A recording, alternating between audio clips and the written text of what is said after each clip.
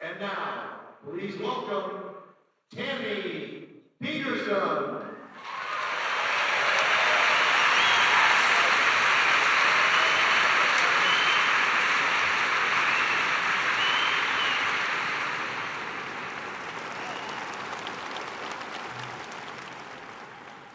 Hello, Dublin.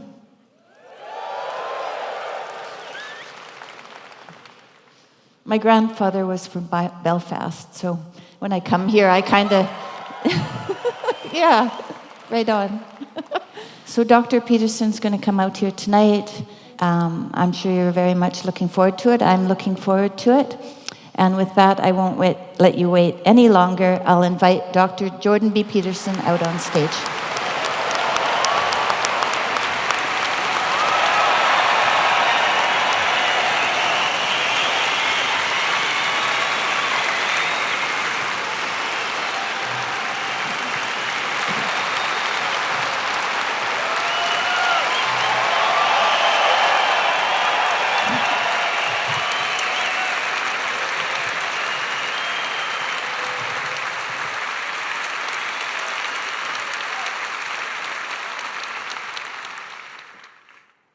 You Irishmen are such an excitable bunch.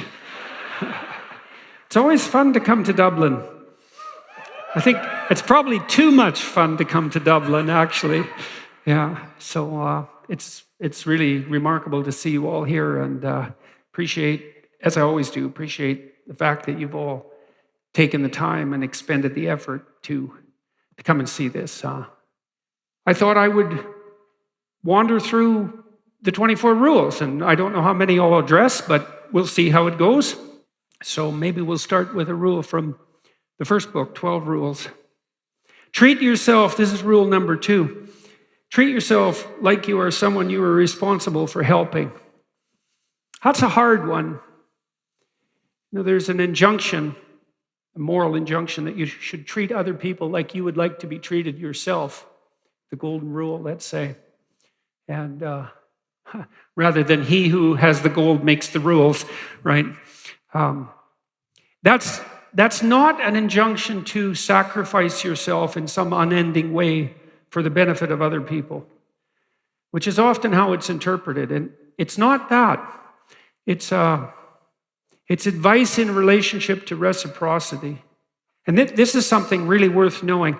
I've been thinking about this for a long time, you know, because I got interested in the nature of malevolence and motivation for atrocity. I got interested in the nature of evil, and certainly as a consequence of studying atrocious behavior at the clinical level, and then also at the political and economic and sociological level, I definitely became convinced that it's a very naive person indeed who doubts the existence of evil. I think it's easier to become convinced of the reality of evil than it is to become convinced of the reality of good. It's easier to define evil than it is to define good. But if you can specify the nature of evil, you help yourself infer the existence of good, because you can say to yourself, you can conclude that whatever good is, difficult though it may be to put your finger on it, it's the opposite of evil. I did have this inkling, you know, way years ago when I taught at Harvard. I was teaching about very dark things, about individual motivation for the sort of acts that characterized, say, the worst atrocities of the Holocaust and the catastrophic situation with regards to Stalinist Russia. Those were the two places I focused on the most. And I had this voice in the back of my head always when I was lecturing, very serious lectures, that if I could really manage those lectures properly, I would do it with a sense of humor. And I thought, that just cannot be right. How in the world can you deal with a topic that dark in a manner that's playful? I thought but the voice wouldn't go away. And I knew there was something to it. And so I've been trying to think about how do you concisely conceptualize the opposite of evil? How can you tell when things are going in the opposite direction? What if there's a malevolent spirit that might inhabit you if you walk down the darkest possible road, what would be the opposite of that spirit if it was inhabiting you, so to speak, if you were walking down the most positive of roads? And I would say, I do believe this to be the case, that's play. So, children play, and it says that there's a gospel statement that unless you become as little children, you'll never enter the kingdom of heaven. That's a very complicated statement. It means in part to regain the pristine perceptions of wonder that you had as a gift in some sense when you were a child. If you have children, young children, you get to partake in that if your eyes are the least bit open, because one of the things that's absolutely wonderful about young children and having them around, and the way in some sense they pay you for the painstaking care that you need to exercise when you're caring for them, is that they enable you to see the world through fresh eyes and to see things in their untrammeled by cynicism glory. And it's hard to open yourself up to that, especially if you're an adult who's built layers of shells around yourself for any number of reasons. But children offer you that opportunity. And so one of the reasons that you should become as a little child is so that you can see miracles when they unfold in front of you instead of being blinded by your own defensive cynicism. And children can definitely help with that. But also, children play. And we sort of stop playing as we grow older and we think we mature out of it, but that's not right. What happens is that we can no longer do it.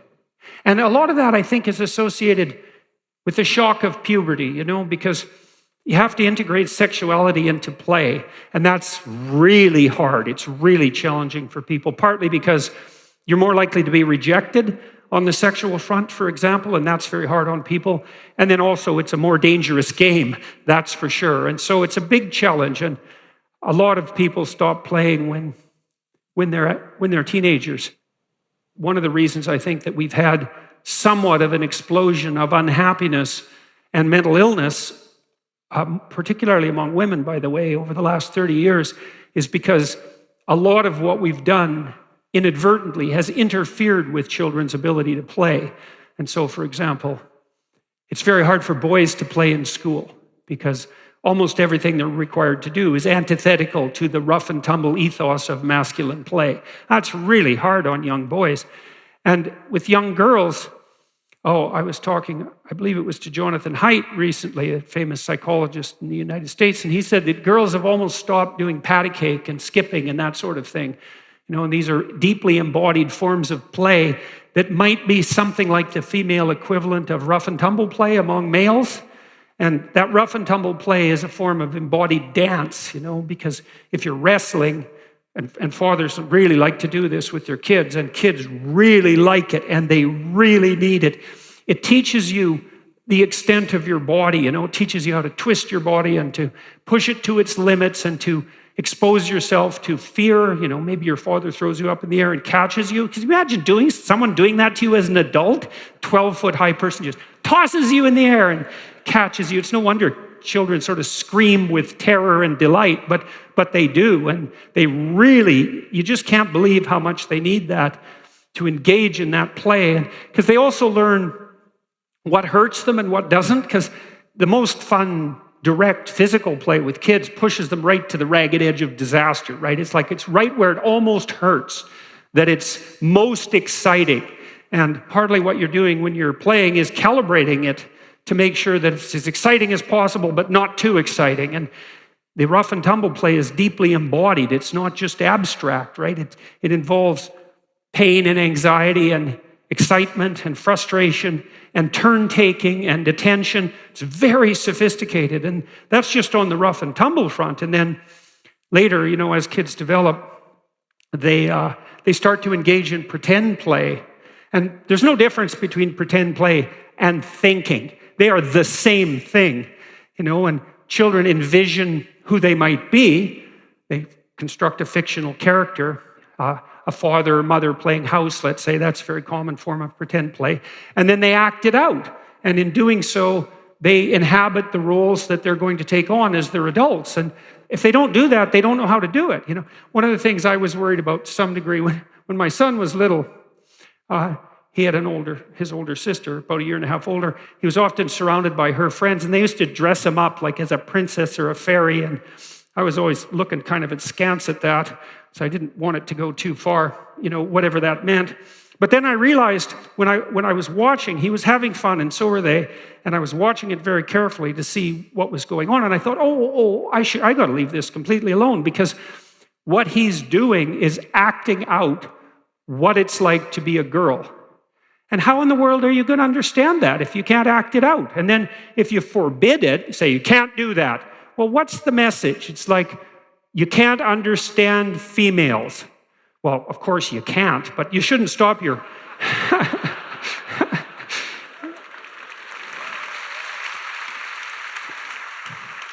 You shouldn't stop your son from trying. That's for sure. And that should be done in a spirit of play. And, if you have a good marriage, good partnership with anyone, I don't care who it is, but let's say a marriage, the more that you can elevate what you're doing to play, the better off you are in every possible way. And, there are preconditions for play among children. One precondition is the person that you would like to play with has to want to play with you, right? It has to 100% be voluntary. It cannot emerge. Even we know this even psychobiologically. There's a fair bit known now about the underlying neurological circuitry that's involved in play, because there's a specialized neurological apparatus in mammals for play. And it's not merely a decoration on top of something more fundamental. This is a very, very deep and fundamental part of the human psyche. And the psyche of any animal that has to engage in reciprocal, repeated social interaction. Because you might ask yourself, how do you know if you're interacting with another person properly? Well, you might ask, what does properly mean? Well, it might mean they want to interact with you. It might mean they want to interact with you in a way that could repeat many, many times and maybe improve as it's repeating. You want to get along with people, and you want it to work now, but you want it to work now in a way that gets better across time. And then you might think, if that's the right way to act, whatever that means, and it's a stable right way to act, because it emerges out of iterated social interactions, that you might have an instinct to mark when that's happening. And that's what happens when you play. And people find that absolutely delightful. If you're sitting around with your friends in a bar, generally you're joking around. And, that can get kind of rough, but it doesn't have to. But it could edge towards rough, because that's kind of fun, and it's a bit proddy, to see where you can find the edge. And that can be riotously entertaining. And that's all done in the spirit of play. And so you could say that a proper friendship is actually predicated, has its basis in the spirit of play. And then with regards to the atrocity and evil that I was discussing earlier, say, well, if it's power and compulsion and pride, let's say, self-centeredness, a kind of narrow self-centeredness and a narcissism, hatred, a bitterness, all of that mangled together, resentment, vengefulness, that all constitutes the central spirit that inhabits you if you're acting in a malevolent manner. What might be the opposite of that? And I do think it's the spirit of voluntary play. I had a vision of heaven at one point. Heaven was a place where people were eternally playing. And it was a place where everything was good, but everyone was playing to make it better yet. So it was a combination of what was really good, but that wasn't the end of it. And maybe that's because being itself is not good enough. You want becoming as well, right? You don't want things to be static and perfect. You want them to be as good as they can be, but dynamic, so there's still something to do. And so you could play at making things better and better.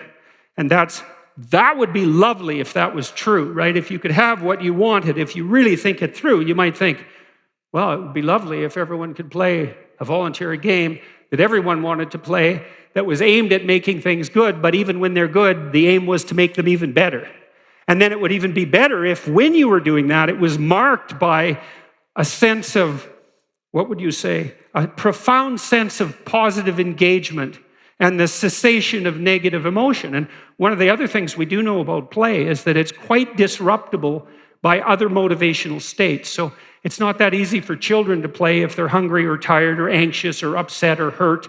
If your children are playing spontaneously, it's actually a mark that what you've created around them is a walled garden, right? The walls protect them so there's not too much chaos and uncertainty, and the garden is this place where things can flourish. A playground is a walled garden in any real sense. Walled garden, paradisa means walled garden, by the way. It's a balance between culture and nature, or between structure and possibility. You could also think about a walled garden as a game, because a game isn't you can do anything you want. A game is, here's some principles, rules you might say, here's some principles by which you can govern your behavior. Within that set of principles, here's some play, right? Some freedom to maneuver, not so much that you drown and no one knows what they're doing, just exactly the right amount so that it's playful. That's how it looks. And so back to treat yourself like you are someone you're responsible for helping. Well, you want to approach other people in the spirit of play, but I would say, even though you probably shouldn't teach people to play with themselves, so to speak, it's the right attitude to bring to bear on yourself too. And that's a hard thing to do. Like we tend to think that most people, if we're cynical, we think, well, people are rather selfish. They're self-centered. They only want what's good for themselves. It's like, first of all, that's actually not true. There are some people who will routinely take advantage of other people to get what they want in the moment. But that's pretty rare. In its extreme forms, which would be psychopathy, let's say, in its extreme forms, it's never more than about 3% of people. And then around the psychopaths, there might be another kind of cloud of narcissists who are inclining in the same direction but haven't got quite so far. And maybe you could add another 5% on that, depending on the severity. But it's just not the case for most people. Most people have the reverse problem. They treat themselves worse than they treat other people. And why? Well, why would you do that? Well, maybe you treat other people not so well because you think they deserve it. And why would you think that? Well, because things about them aren't as good as they could be. And that they've made mistakes. They've walked off the pathway. They've done things they shouldn't have done. And so you don't treat them as well as you might otherwise. But then you know that about yourself more than you know that about anyone else, right? You have privileged access if you want it. And even if you don't, you sort of have privileged access to the entire panoply of sins that you're responsible for. And that's a lot. And most people bear a pretty damn heavy burden of existential guilt. And some of that isn't warranted. Lots of times you see people in the Freudian sense who have a superego that's yelling at them too vociferously. One of the things you do in therapy for people who are hyper-conscientious to the point where their own internal voice is a tyrant is you try to moderate that. And so people can call themselves out on their misbehavior too much, but even if you don't do that, generally you have quite a lot of misbehavior. And as a consequence of that, you're ashamed and uncertain about your own value. And so then you don't think you really deserve to be treated very well. And so then you don't. And one of the things you do as a psychotherapist is, a lot of what I did, for example, people sometimes would fall into a situation where they were being terribly accused of some misbehavior by maybe in a divorce case or maybe at work, and I would help them mount a defense for themselves. It's like, we have the presumption of innocence, right? Which is a complete bloody miracle, that presumption. It's such a miracle that our legal system actually starts from that perspective, because it'd be so much easier just to say, you're accused of something? Hell, there's 20 million people in the vicinity. We don't need you. Maybe you're guilty.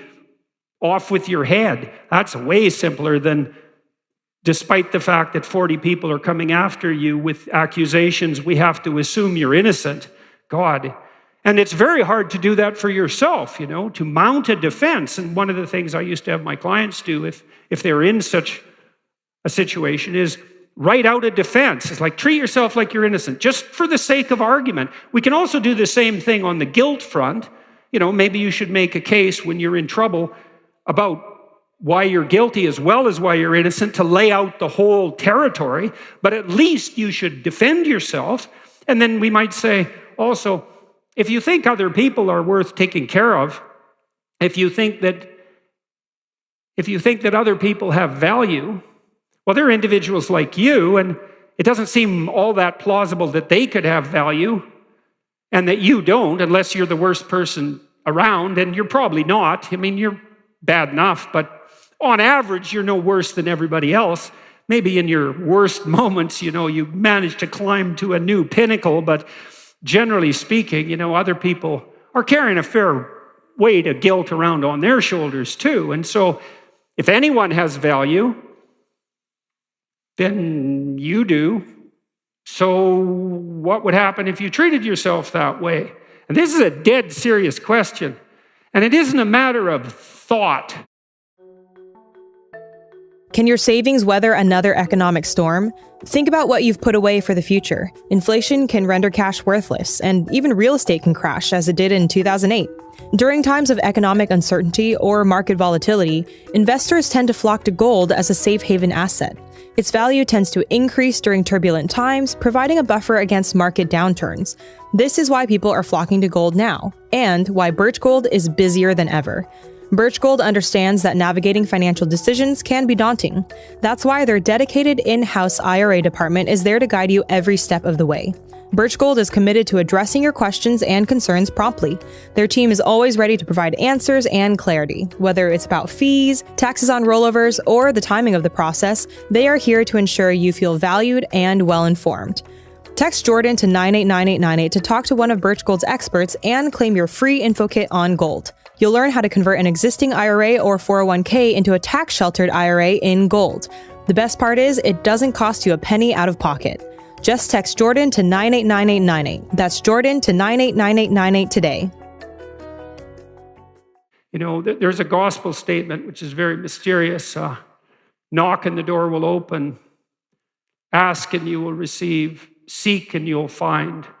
And that, on the face of it, seems utterly preposterous, because could the world possibly be laid out in that manner? That seems too good to be true. And you've asked plenty and haven't received. It's like, yeah, maybe not. Because you got to ask yourself what ask would mean.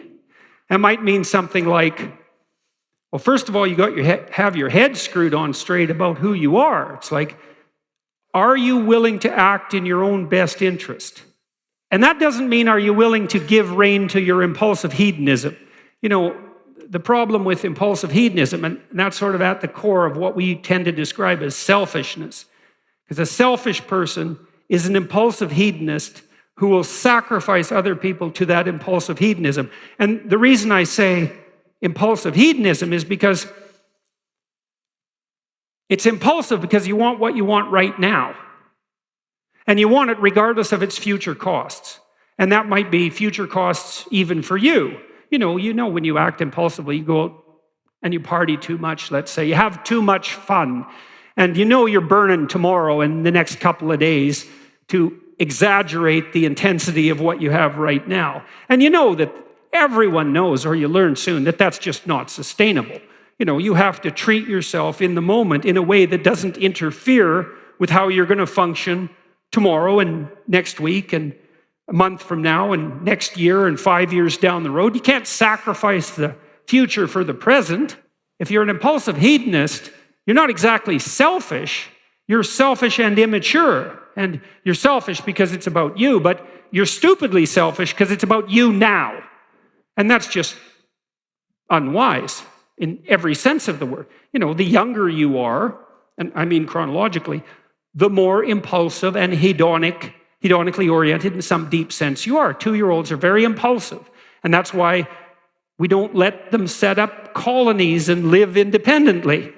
They can't govern their behavior with regards to future consequences. They're not mature and wise enough to have that breadth of view. And hopefully as you mature, you become capable of regulating your behavior in the present so that your own path goes, at least stays steady, but hopefully even goes uphill. And so that's back to this rule, is treat yourself like you're someone you are responsible for helping, is that I think in some real sense you want to enter into the kind of relationship with yourself that's also marked in its highest manner by the spirit of play. And we know this too. We look for experiences like this all the time to put us in that place, although we don't necessarily notice that that's what we're doing. When you go to a concert, you go to hear musicians play, and when you go to a dramatic production, a movie, you see people playing a part. And the playing part of that isn't trivial. And you go there to participate in the play. And you do the same thing when you go to a sports event.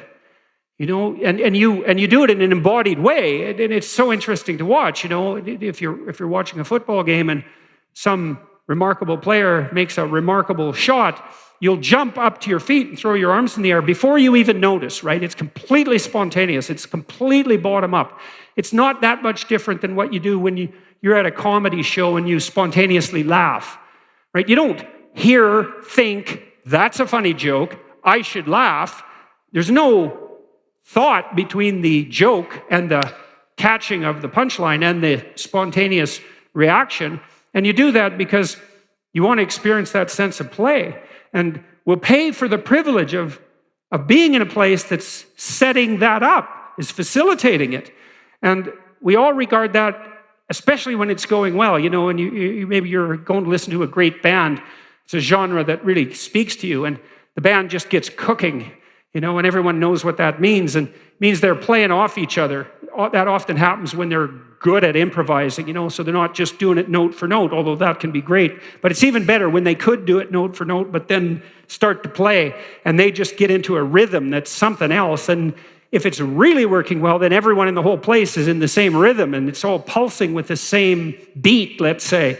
And everyone's just thrilled out of their mind, which is why there's like 50,000 people doing it. And it's useful to know, what are you doing there? And the answer seems to be, you're playing along with your favorite band. That's a pretty good deal, because you got these highly skilled, creative people up front doing their best, allowing you to mimic that in some real sense as part of the experience. You know, people will sing along and they'll dance. That's all mimicry. You can't help but dance. That's all part of the spirit of play. And so you treat yourself like you're someone responsible for helping. It's a serious injunction, even though its aim is play. And this is part of asking, too, before you receive. It's like, okay, give yourself the benefit of the doubt, even though it's hard, given your appalling, pathetic, ignorant, lazy nature, you know, and all the things you could be that you aren't. It's hard to give yourself the benefit of the doubt, but you could say, well, would it really be so terrible if my life wasn't miserable? Would it be so terrible if I got what I wanted and needed, especially if I was doing that in the best possible way? And that has to be a serious question, right? You can't just tell yourself this. You have to open yourself up to the possibility that that might be true. Then you can say to yourself, well, if I could have what I needed and wanted in a manner that would be best for me, and you can imagine that takes a fair bit of orientation to get that question right, then what would my life look like? And that's a frightening question. People generally are loath to ask themselves that question because there's a couple of reasons. One is, maybe you feel you don't deserve it. Well, another is you don't know that that's what you should do because we're so badly taught that this idea is generally not presented to people, which is just absolutely appalling beyond belief as far as I can tell. But then there's more impediments too, because one of the things people do to buttress themselves against failure is to never let themselves really gain clarity about what they need and want. Let's say you try something, but you only do it half-heartedly.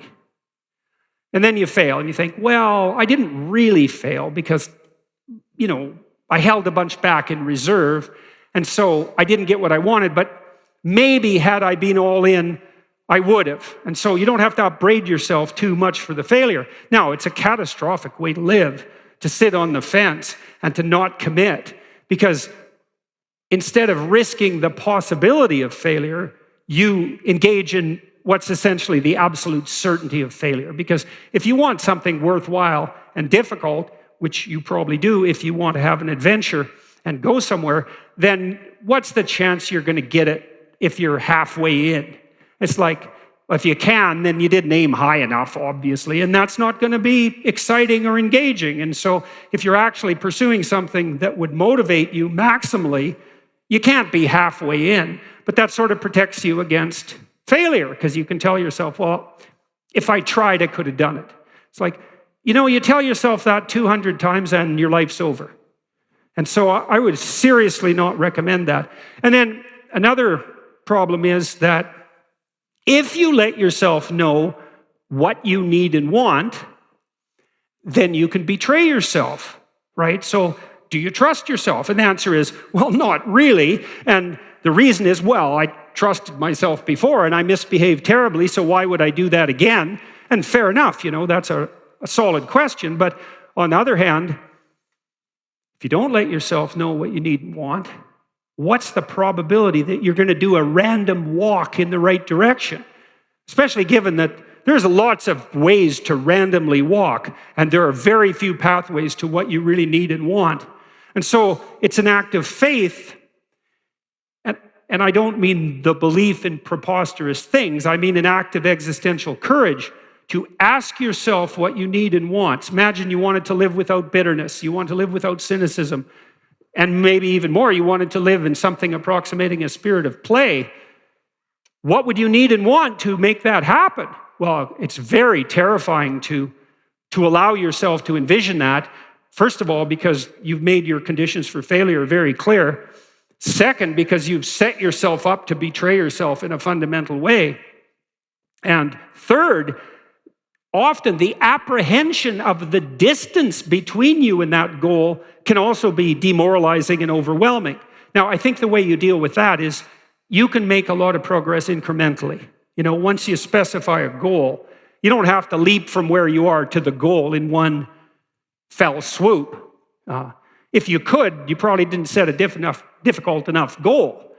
It's okay to make incremental movement forward. That's why there's another rule here, which is compare yourself to who you were yesterday, not to who someone else is today. If you get the comparison right, you can say, well, here's where I'm headed and it's worth going to. You have to ask yourself that.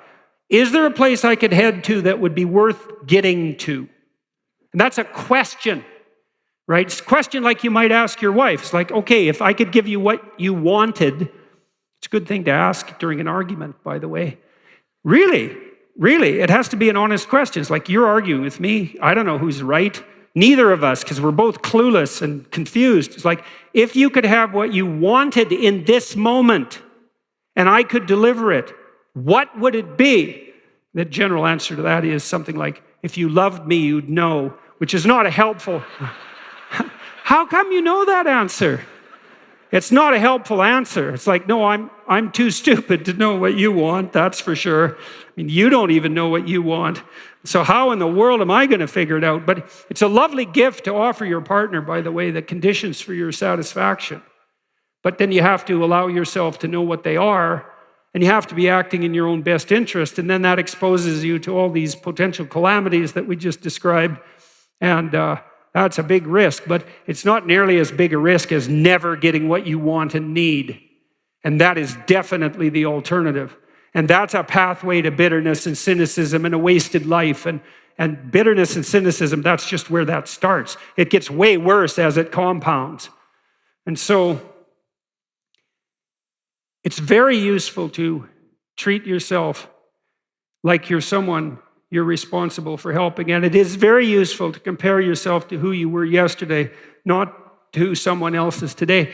There's no way of interacting with someone, including yourself, that's more productive than to give targeted reward where credit is due, to give credit where credit is due. And you might say, well, how can I treat myself well, given that I'm nothing but the embodiment of serpentine what would you call it, errors and sins? And the answer is, well, if you're a little better than you were previously, that's something. Really. And maybe that's what you want to see in your kids, right? I mean, you don't want to push them too far. You don't want to punish them if they haven't made huge leaps forward developmentally. What you want to see is incremental progress that requires some effort. And that's actually what your kids really love too. If they're playing hard, they're on the edge, they're pushing themselves to develop their skills, maybe they're playing a sport, they're pushing themselves to move incrementally at the optimum rate. That's another thing that play indicates, by the way. That's so cool to know too. Play signals that you're pushing yourself forward at the optimal rate. Because you can't stay static, and you can't absorb too much change at once. How do you know when it's right? Well, it's engaging, it's meaningful, but at the highest level, it's something like play. When you're playing a sport, you want to play against someone who's approximately the same level of skill as you, or maybe a little beyond, right?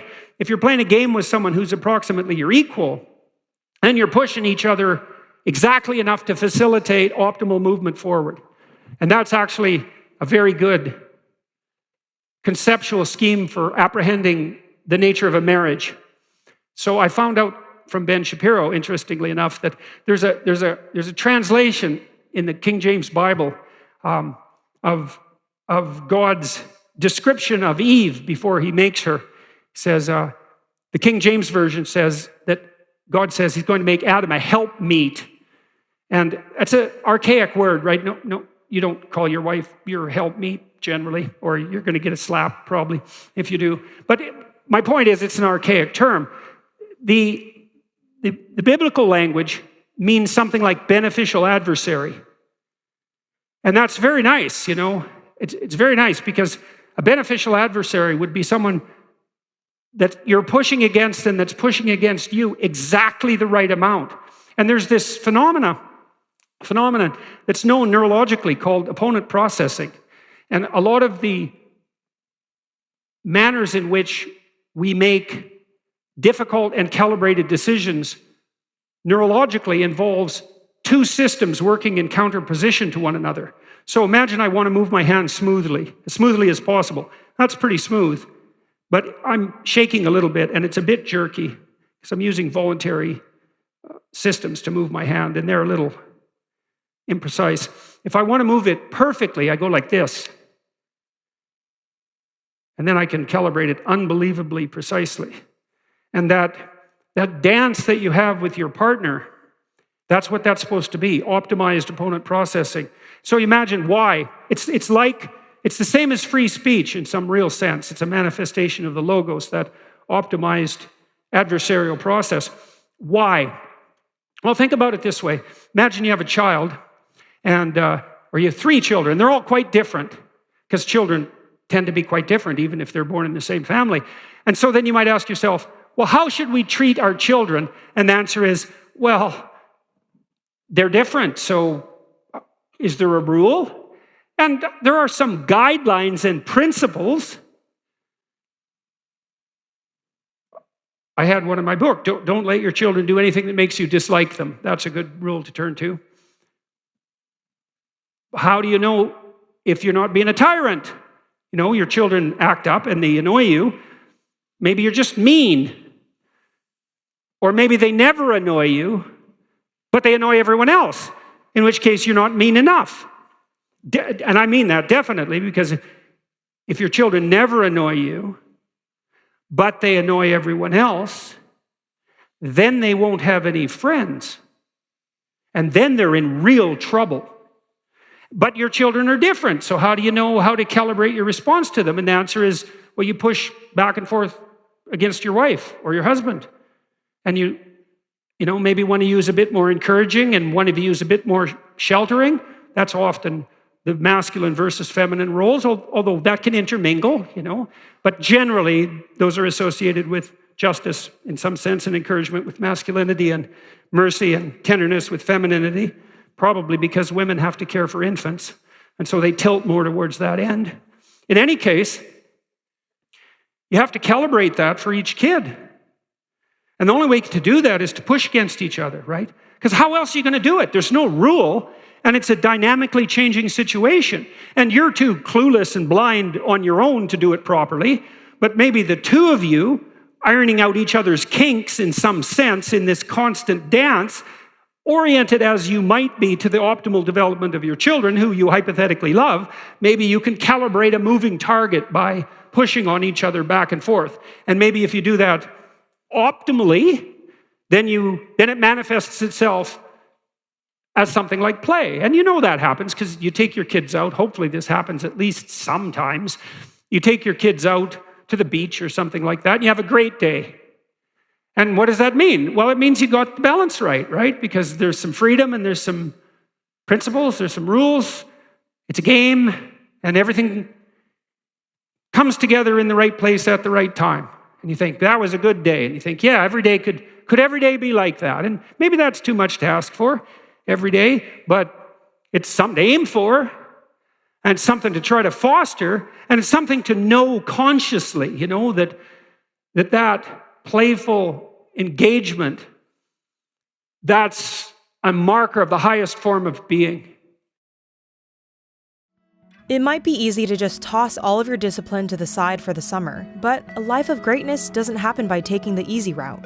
The Hallow app offers an incredible range of guided meditations and prayers that are designed to help you deepen your spirituality and strengthen your connection to God. With Hallow, you can embark on a journey of exploration, diving into different themes and types of prayer and meditation. From gratitude to forgiveness, each session offers a unique experience, sparking your curiosity and deepening your spiritual understanding. You can choose different lengths of meditation to fit your schedule, whether you have a few minutes or an hour. With its user-friendly interface and hundreds of guided meditations, the Hallow app has quickly become a go-to resource for people seeking spiritual growth and healing. You can download the app for free at hallow.com/Jordan. It allows you to set prayer reminders and track your progress. Hallow is truly transformative, and it'll help you connect with your faith on a deeper level. Don't lose your prayer habits this summer. Maintain your peace and deepen your relationship with God. Download the Hallow app today at hallow.com/Jordan for an exclusive 3-month trial.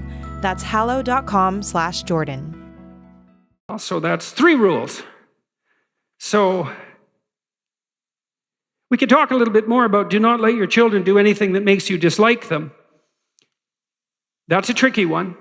And people are afraid of their children, especially modern people, because they're afraid that they're going to interfere with the flowering of their creative potential or something like that. And fair enough, because there is something remarkable about the potential that you see in children, but they're also, wild and unconstrained in their activity. And so that possibility has to be harnessed in some sense. And I think the right way, again, to conceptualize that is not so much that the child is moving outward and trying to be creative and free, and all society does is constrain that in some sort of patriarchal or tyrannical manner. I think that's a suboptimal solution. I think what you do instead is you channel that creative possibility into something like well-regulated games. And a game has to operate by principles and has to have a certain degree of predictability, right? So there's some order there. But if you have your disciplinary routines optimized, then much of what governs the household is something like play. And I can make a technical case for that.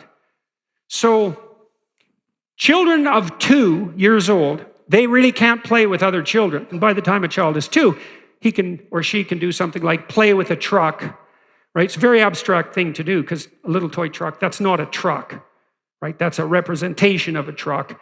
And when the child is playing at driving the truck, they're not driving a truck.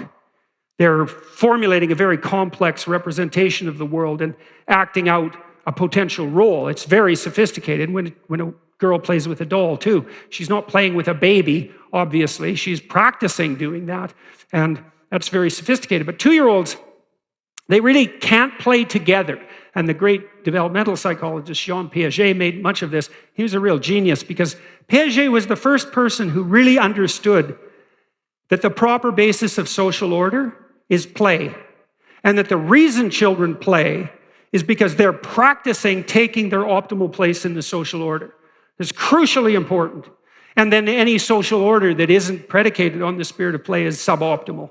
And that's also very much worth knowing. If you're a business person, a good one, you pretty much only want to enter into business arrangements with people who can play fundamentally, because otherwise you have to connive or use force or get paranoid about whether or not they're holding up their end of the bargain. And it's so dull and it's counterproductive. What you really want is you want to have something to offer, something valuable, and you want to go to someone and say, look, this is what I've got. And they say, well, this is what I've got. And then you say, well, look, if we put the two things we've got together, here's a bunch of things we could do that would really be good, and that would be good for both of us, and in a way that we couldn't do apart. That's a pretty good deal. So it's probably worth a bit of time and effort. So back to the 2-year-olds. They can't play together. So maybe you put two 2-year-olds in a room, and maybe they both want to play with the truck. They'll fight. And maybe one wants to play with the truck and one wants to play with a doll, let's say, and then they'll play side by side. And if you're a casual observer, you think the kids are playing together, but they're not. They're just in the same room. They're not playing together until they're playing the same game. And that really doesn't start to happen until they're about 3. And when they're about 3, and this is where pretend play really starts to dawn, mutual pretend play, they'll do things, they engage in dramatic play, they'll do things like a boy and a girl, they'll say to each other, do you want to play house? Which is a pretty bloody fundamental question when it gets right down to it. You're going to be asking women that for the rest of your life, badly or well, and you might not know that that's what you're doing. And in which case you're probably doing it badly. But that is what you're doing, and so kids are practicing that, and the rule is the girl has to want to play. That's a good rule. You could stamp that on your forehead. The girl needs to want to play. And in any case, at about 3, kids start to be capable of negotiating a shared play space. And by the way, just to be clear about that, that's no different than negotiating an identity. This idea that identity is something you define subjectively and then can impose on other people, that's what 2-year-olds think. And that's what the kind of 2-year-old who stays unpopular for the rest of his or her life thinks. And now we're making that law. That's not very wise.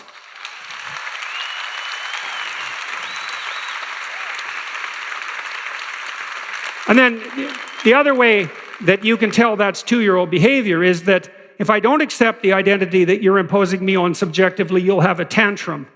It's like, yeah, I knew you were 2, and now you just proved it. And I'm actually kind of sad about this, because one of the things I have noticed as a clinician is that a lot of this emergent identity confusion that particularly characterizes adolescents, and at the moment, particularly adolescent young women, is likely a consequence of stymied childhood play.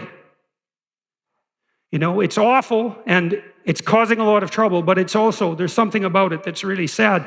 In any case, at 3, a child who's developing along an optimal trajectory is now capable of inviting someone else to play, someone at about their developmental level, and if they're optimally skilled, which means in part that they have parents who haven't paved the pathway for them to misbehave, right? Have taught them to some degree about how to take turns and how to be careful with each other, then at 3, they're ready to play with other children.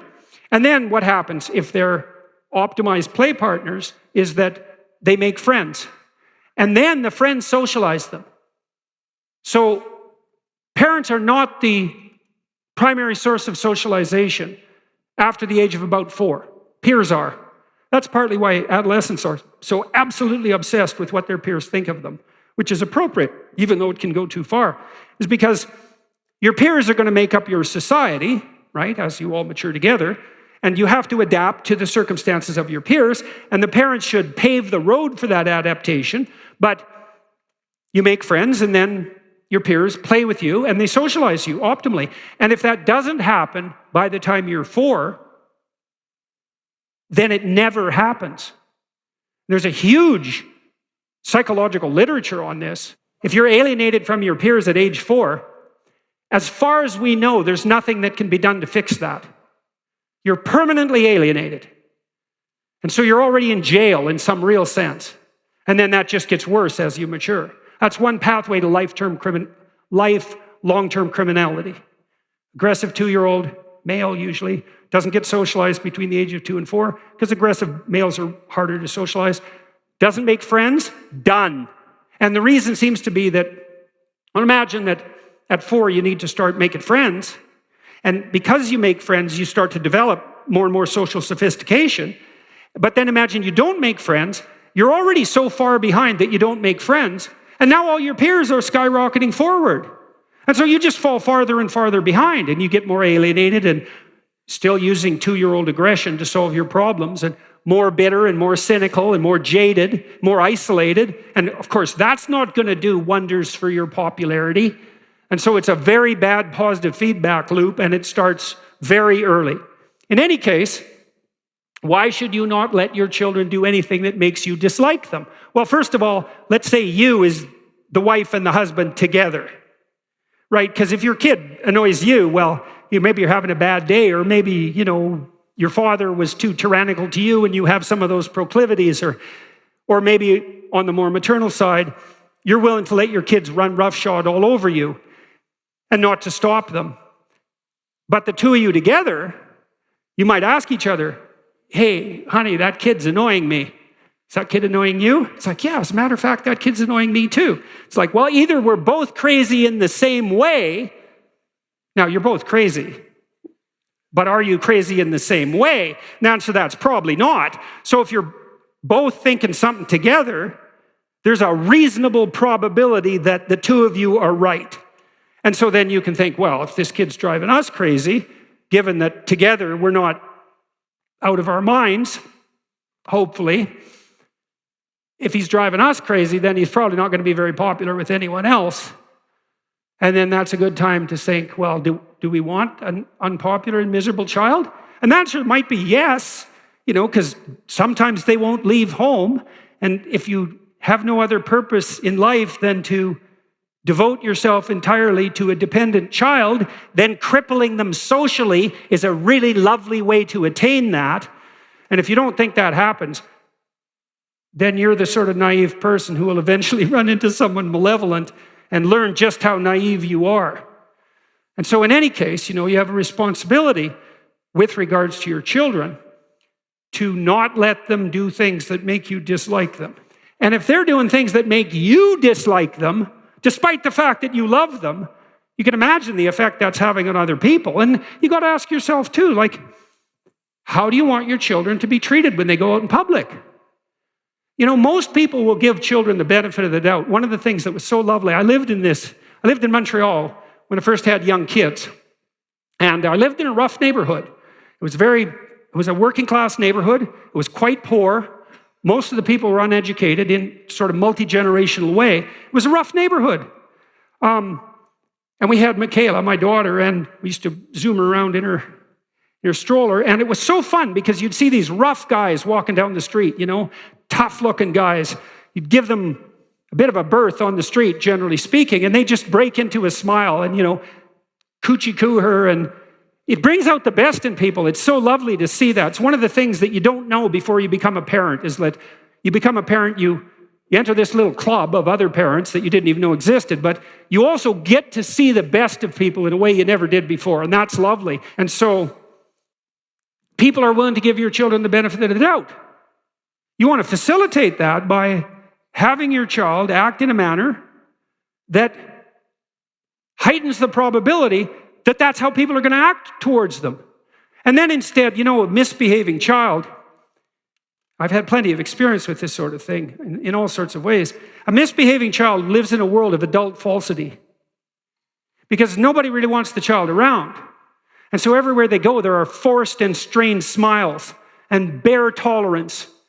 That's a little bit of hell, that is. And the alternative is, well, your child is properly socialized.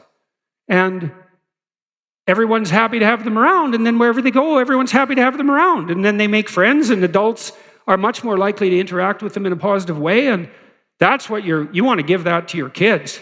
Well, unless you want the other outcome that I described.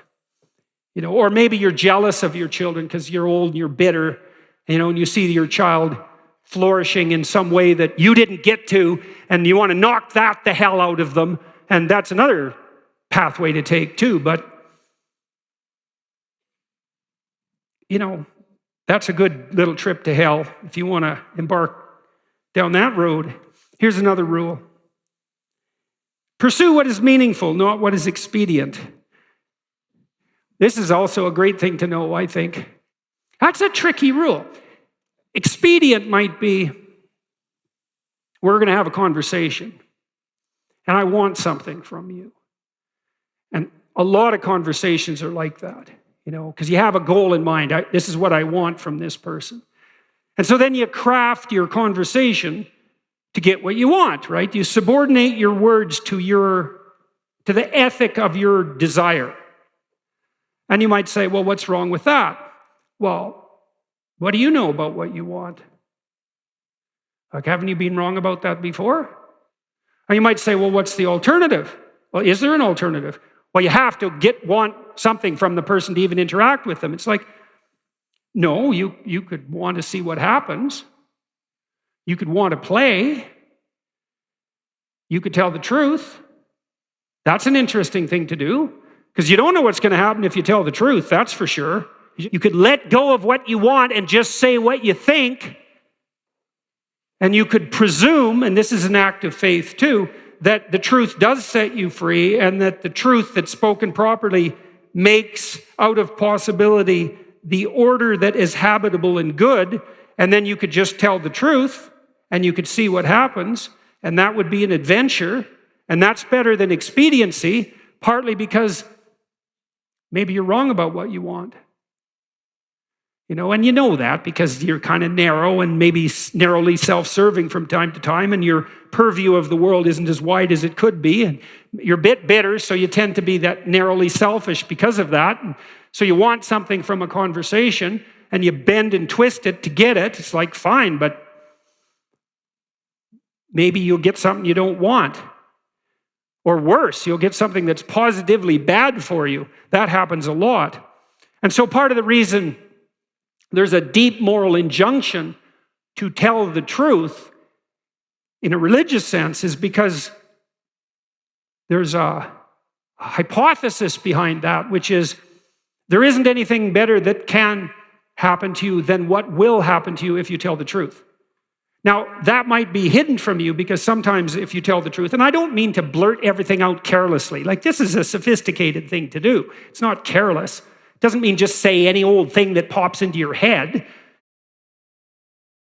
Are you struggling with back taxes or unfiled returns this year? The IRS is actively escalating collections by adding 20,000 new agents. In these challenging times, your best defense is to use Tax Network USA. Along with hiring thousands of new agents and field officers, the IRS has kicked off 2024 by sending over 5 million pay-up letters to those who have unfiled tax returns or balances owed. These guys are not your friends. Don't waive your rights and speak with these agents independently, without backup. Tax Network USA, a trusted tax relief firm, has saved over $1 billion in back taxes for their clients, and they can help you secure the best deal possible. Whether you owe $10,000 or $10 million, they can help. Whether it's business or personal taxes, whether you have the means to pay or are on a fixed income, Tax Network can help resolve your tax burdens once and for all. Seize control of your financial future now, and don't let tax issues overpower you. Contact Tax Network USA for immediate relief and expert guidance. Call 1-800-245-6000 or visit tnusa.com/Peterson. Turn to Tax Network USA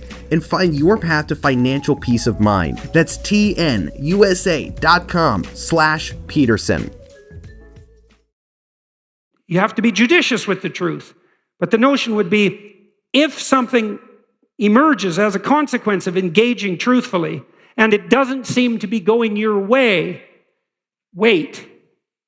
There's more to the story to unfold, because how do you know if it goes your way or not? Over what time span are you calculating this? Because sometimes things can go pretty badly initially and then much better as they progress. And lots of times the truth has that effect, because you reveal something that's maybe disturbing or shocking even to yourself and to others, and it causes waves, especially if it's a deep truth, and that destabilizes everything. It's like, yeah, but maybe that's preferable to a false peace. You can't find out if it's true without doing it. You're not going to gather the evidence beforehand. So that's the truth side of it. Meaning, pursue what's meaningful instead of what's expedient. It's another hint like the spirit of play, about the pathway. The yin and yang symbol, the famous symbol, it's two serpents, one black, one white, head to tail. Inside the black serpent, there's a white dot, and inside the white serpent, there's a black dot. And the representation is something like the world of your experience is made up of chaos and order. And order is where you are when things are going according to what you want. And chaos is everything that can come in and disrupt that. And both of those can be positive and negative. Too much order, tyranny, right? Too much chaos, nihilistic uncertainty. Optimized balance. So let's think about what the optimized balance would mean. You have a structure of perception and conception that you inhabit. It's orderly, reasonably orderly. Orderly enough so that when you inhabit it, most of the time things are going the way you want them to go. But things change and shift, and you don't know everything you should know. So you can't just stay where you are with a good thing. You have to expand. And as you expand, you move out of the domain of order into the domain of chaos, or out of the domain of actuality into the domain of possibility. And then you might think, well, how do you know when you're doing that optimally? Well, one marker, as I said before, maybe that you do it in the spirit of play. But another is, and this is so much worth knowing, things get meaningful. People ask, does life have any meaning? It's like, why is anything worth doing if in 4 billion years the sun is going to envelop the earth? And the answer to that question is, that's a stupid question. And I can prove that in some sense. It's like, you're a mother and your baby's crying, and so you're going over there to do something about it. And someone comes along and says, why do you care if that baby's crying? In 4 billion years, the sun is going to envelop the earth. And what's the right response to that? It's something like, go away. Are you out of your mind? And the answer to that question is yes, you are out of your mind. Of course, you can find a time frame or a spatial frame of reference that makes everything you do pointless. It's like, what is this going to matter in 20 trillion years? Well, it's like, the only proper response to that is that's not a wise time frame. Imagine you're in a concert, listening to some great music, and it's got you, and someone taps you on the shoulder, and this is going to come to an end. And well, what's your response? Like, go away. And that's the right response to that voice in your head that does those things to you, which says, you're engaged in something, and a nihilistic thought comes out. Well, what's the point of this, given, how unbearable the world is in the current political situation, and the fact that we're inhabiting some ball of dust on the edge of some fringe part of the cosmos, and that everything's dead and material. It's like, get thee behind me, Satan, right? Really. It's not a mark of wisdom.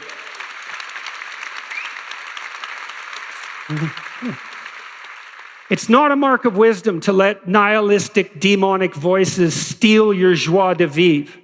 That is not a mark of wisdom. And you might object, well, at least it's not naive. It's like, yeah, cynicism might be preferable to naivety, but it doesn't hold a candle to wisdom. And that's worth knowing too. Because once you've been hurt and you're cynical, there's no going back to naive. But there's no point in staying at cynical. And there are degrees of courage way beyond cynicism. And some of that is the regaining of the faith you had as a child despite your current level of wisdom. And that's something to strive for, right? That's a moral attainment. That's not a burying your head back in the sand. Quite the contrary. And so, well, back to the yin and yang symbol. Imagine you have an instinct that orients you. Well, you do. As a matter of fact, there's a reflex that's replicated at multiple levels of your nervous system, and it's ancient. If you have a nervous system as an animal, you have this reflex. And the reflex is something like surprise. If I walk across the stage and I hear a loud noise behind me, I might go like this. And that would be automatic because I'm gripped by unconscious systems. And what's happening is some chaos has emerged, and it stops me in my tracks because something unexpected happened. My current plan is incomplete. And then I'll turn and orient towards the place of the disturbance. And that's the beginning of exploratory behavior. And then I might run away, which might make me safe, or I might cautiously investigate, in which case I can find out what caused the disturbance, maybe rectify it, and maybe update my plan so that that sort of thing doesn't happen again. That's a better approach. In fact, that's the optimal approach. That's also the meaningful approach. And so here's something to know. If you're engaged in something and it's infusing you with a sense of meaning, then your nervous system is signaling to you that you've optimized the balance between stability and transformation. And that manifests itself in the sense that you're in the right place at the right time, doing the right thing. And it's not conceptual, right? It's not abstract. It's not a theory. It's an embodied sense. And you might say, well, I don't know what that sense is exactly, but it's the sense that you have when you're engrossed in a piece of music. And what's music? Well, it's principled and somewhat predictable patterning, spiced with unpredictability, creative unpredictability. And if it's optimized, it grips you. And it's a representation. It's a representation in some sense of optimal being. And it's so interesting that that's the case, because it does grip us no matter how nihilistic you are. Something I always liked about punk rock. I was a teenager when the Sex Pistols first emerged on the scene.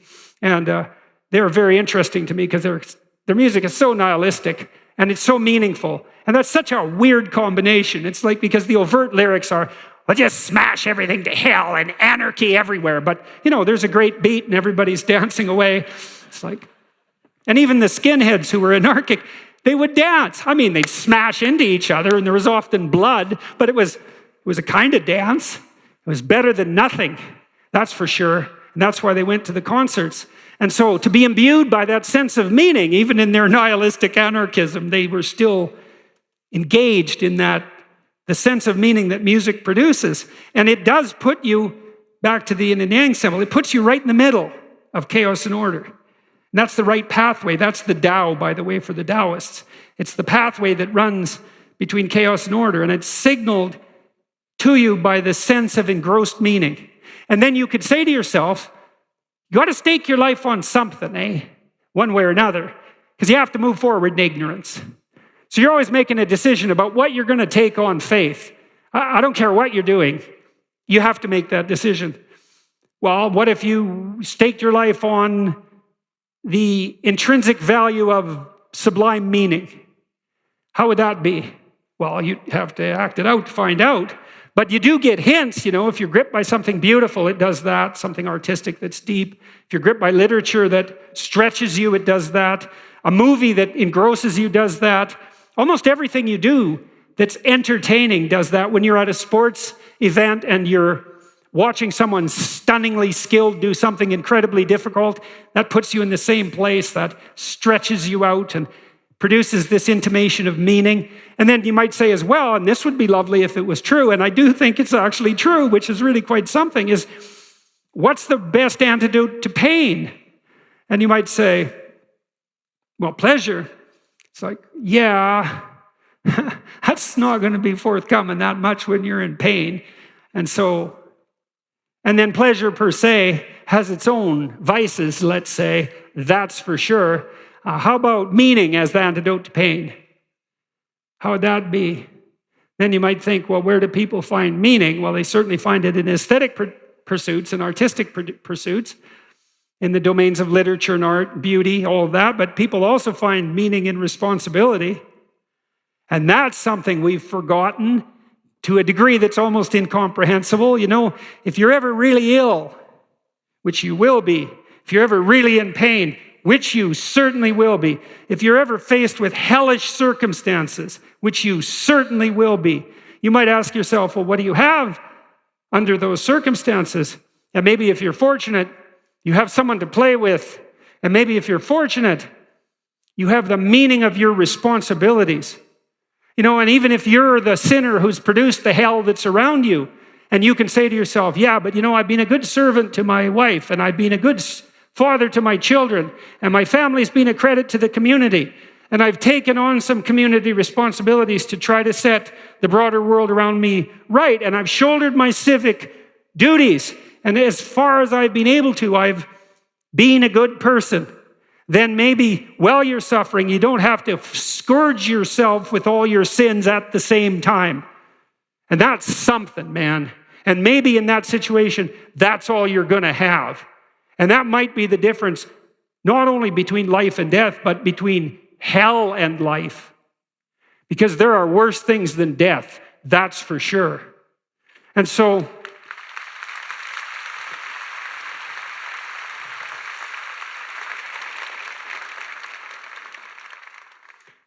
then imagine if it was the case that you could have what you needed and wanted, and you could say, well, play is the antidote to tyranny. That'd be lovely. And meaning is the antidote to pain and cynicism and bitterness and social discontent and discord. And so then your life could be meaningful play.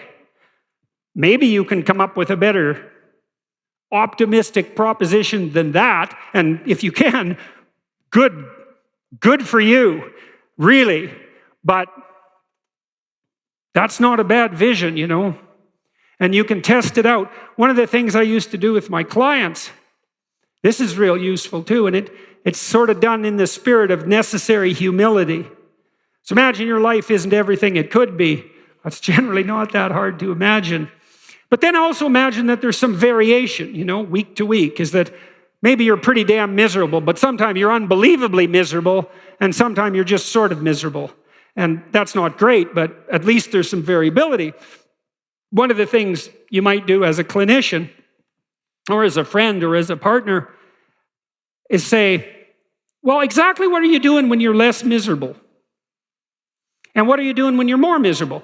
Don't think about it. Watch. Like you're watching someone you don't know. This often happens with depressed people. So one of the problems with depression is it's a positive feedback loop, eh? Because you get depressed, and then you stop seeing your friends. And even if you're introverted, there's friends you want to see, at least one-on-one, at least now and then. So now you start to isolate yourself, and then you get more depressed. And then you isolate yourself more. And then you get more depressed. It's downhill spiral, you know. It's not good. A lot of forms of mental illness are positive feedback loops that spiral out of control. So one of the things you might do with a depressed person, they come to see you, if you're a therapist, you might say, look, just for the next week or 2 weeks or so, I want you to just keep a mood record. You know, maybe check in with yourself every hour, scale from 1 to 10. Just write down how depressed you are, with 10 being suicidal and 1 being as good as you get, let's say, or maybe even life is worth living. And maybe the depressed person never gets, you know, below 6 or something, but 6 is way better than 10. And then they come back and you look and you think, oh, look, every time you were at 6 instead of 10, you were with this particular person or this set of people, or maybe you're working in your garden. Who knows, right? Or maybe if you're artistic, you were doing something artistic despite the fact that you're paralyzed by your depression. But notice your mood improved some. And then look, 10 out of 10 depressed. You're alone in your room in bed. It's like 11 in the morning. It's like, okay, so how about this? Next week, don't be alone in your bed at 11 o'clock in the morning. And spend like 20% more time, or 10%, or 2% with your friends, or doing something that seems to improve not your mood, but your state of being. And then play with that and see, you know, can you tilt yourself gradually and incrementally, comparing yourself to who you were yesterday? Can you tilt yourself in the right direction? And then, well, that's for depressed people. You might say, well, could you do that in your life? And the answer is yes. So the Egyptians worshiped this god, Horus, Horus. And Horus, you know Horus, weirdly enough. Everyone knows that famous Egyptian eye, you know, with the arched eyebrow. And you know, on the back of an American dollar bill, you have an eye that's separated from the pyramid. That's Horus as well, interestingly enough. That's the gold cap on a pyramid. It's the aluminum cap on the Washington Monument. Aluminum was more precious than gold when they built the Washington Monument. The top of a pyramid is the gold cap. And the gold cap is the eye. And what's the eye? The eye is the thing that pays attention. And so Horus was the eye, and he was the eye that could see evil and rectify it, by the way. And he was also a falcon. And the reason he was a falcon is because a falcon is a bird of prey that flies above everything and that can see. And birds of prey, they can see better than us. We're very visual animals. We have the second best visual systems of any animal. Birds of prey see better than we do. They can see clearer and farther. A falcon, if a falcon was on top of the Empire State Building, he could see a dime on the pavement below. They're unbelievably sharp-eyed. And ancient people knew this. They hunted with birds of prey and they watched them. They knew they had spectacular vision. And so they used the falcon as an image of redeeming vision. And they associated redeeming vision with the sun, setting and rising, because the sun shines when you can see. And so that's a solar god. And that's the hero that fights the dragon at night and that comes up victorious in the morning. A very old idea. That's all associated with vision. And vision pays attention. Assume that the person you are listening to might know something you don't. That doesn't mean everything you don't, and that might mean hardly anything at all, but maybe you could glean something. And because you're clueless and confused, anything you glean might be useful, and so it's useful to attend. Like in a manner that's infused with humility. Why humility? Because you need to know that what you don't know is more important than what you do know. That's a hard thing to learn because you want to fortify what you know, man, because it feels protective and it's very threatening to move on the periphery of what you know. But there's a lot of what you don't know. A lot. And you need to know it. And what attitude do you need to bring to bear on what you don't know? It's like, pay attention. There might be something there for you. And so then you attend to yourself. And that ties us back up to the first rule, which is treat yourself like you're someone who you might be responsible for helping. Well, what does that mean? Like you don't know who you are. Because you don't. As if you're someone made in the image of God, let's say. Someone, despite your flaws, of divine intrinsic value, who could hypothetically be a light on the hill. Hard as that is to believe. And then watch and see when you're where you should be.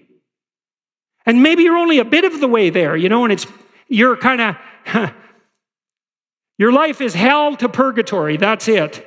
There's very little glimpse of paradise, but purgatory beats the hell out of hell. And so maybe you can move from hell into purgatory, that would be something, and maybe when you're there now and then, you're getting a little bit beyond that. You think, right at this moment, for whatever reason, I'm not doing something so terrible that I'm in hell. What is going on? What's the circumstance? What did I allow to happen that made this possible? It's a form of awakening in the most profound sense, to notice when that happens. Then you think, could I be there more often? 1% more often. That compounds very quickly, If it's 1% a week for a year, you're going to be there like twice as long in a year as you were before you started. And God only knows how good you could get at that if you didn't do anything other than that, let's say. If you really committed to that, God only knows what your life could be like in 5 years or 10 years. Maybe you could be in that state all the time. And who knows what effect you'd have on you and your family and the people around you if you were in that state. And that's something worth thinking about too. And maybe that's a good thing to close. We have this notion, developed not least in your great country, that people have an intrinsic worth, that we're sovereign citizens, that we're all possessed of a voice that redeems the state. That's why we have an inalienable right to free speech, let's say, because we're a necessary corrective to the blindness and archaic nature of the state. We're the living eyes of the dead king. And maybe that's really true. Then you think, well, if the world isn't everything you want it to be, set your house in perfect order before you criticize the world. If the world isn't everything that you want it to be, maybe you're not acting the way you should. Because there's some intimation in our deepest ideas that the weight of the world rests on your shoulders. Now, that's a terrible thing to think. But maybe it's true. And it's an open question. How much of the mess that you see around you would vanish if the mess that you could put straight was put straight? And you know this too to some degree, because to the degree that you've not become entirely embittered and cynical and hopeless, you know perfectly well that if you put your mind to it and you make the proper sacrifices, there are things you can set straight. And that if you do that diligently, things actually improve. And so, because otherwise, if you didn't believe that, you wouldn't act at all. Maybe you just turn to completely catastrophic, short-term, impulsive pleasure, something like that. You have to believe that your action has some redemptive possibility, because why would you do it otherwise? And you might say, well, I kind of believe that. It's like, well, that's not good enough. You kind of got to throw yourself all into it. And what's the cost anyways? It's not like you're going to get out of this alive. So you're pretty much all in, whether you want to be or not. And maybe if you were voluntarily all in, things would be a lot better than they are. And that's an exciting thing to try to find out. If you allowed yourself to be guided by the intimation of meaning. And I mean defined on your terms in some real sense. If you swore that you do your best not to use deceit and instrumental manipulation, if you decided that you were going to put things straight, what do you think might happen? And I'll close with one observation. I read something very terrifying by one of the thinkers who've influenced me the most, Carl Jung, the great Swiss analytic psychologist. He said something very interesting at the end of World War II, apprehending the terrible specter of the atom bomb and the unbelievable destructiveness of the Second World War. He said two things. One was, we'll be most threatened in the future, not by natural disasters or even sociological disasters in some sense, but by pathologies of the psyche, by pathologies of the spirit. Because we become so powerful that our proclivity towards unnecessary insanity, in some sense, poses the greatest threat to us. And I think that's true. And he also said something that's even more terrifying. He said, any unconscious conflict that you don't make conscious and resolve will be played out in the world as fate. So let me unpack that for a minute. Imagine you're a man or a woman and you've got something against the opposite sex. You've got an animus against women, or you've got a bad attitude towards men. You think the men deserve it, and when you interact with them, they act in a way that makes it look like they deserve it. Same on them with regard to women. Then maybe you have this experience where you have the same bad experience with like 5 women or 5 men. It's those men, it's those women. It's like, well, what's the probability of that? Let's say there's 5 and you, that's 6. It's a 1 in 6 probability that it's them, and a 5 in 6 probability that it's you. And what is it in you? I mean, unless all women in some sense are warped the same way, or all men, if you keep bumping into them the same way, it's possible that you're just bumping into your own blindness. And you better hope that's true, because if it's women and they're giving you a rough time, what are you going to do? There's a lot of women. If it's you, hooray, you might be able to rectify that. And so you might say, well, you have an unconscious conflict, a complex in relationship to people of the opposite sex. That's true for almost everyone. And if you don't make that conscious, you act it out. Maybe get more irritated at certain things than a reasonable person would. And that starts a whole chain reaction. Who knows how it's going to manifest itself? If you made it conscious and resolved it, it'd go away. Okay, so now we're in a situation where things are starting to teeter around us socially, as everyone can feel. Well, how catastrophic is that going to be? How catastrophic are we willing to let it be? How catastrophic do we want it to be? to teach us what we won't learn voluntarily? I would say, well, we're going to find out. And here's a question you could ask yourself. If you let enough of an internal catastrophe strip you of all your inadequacies, maybe you don't need an external catastrophe to teach you the lesson. Thank you very much.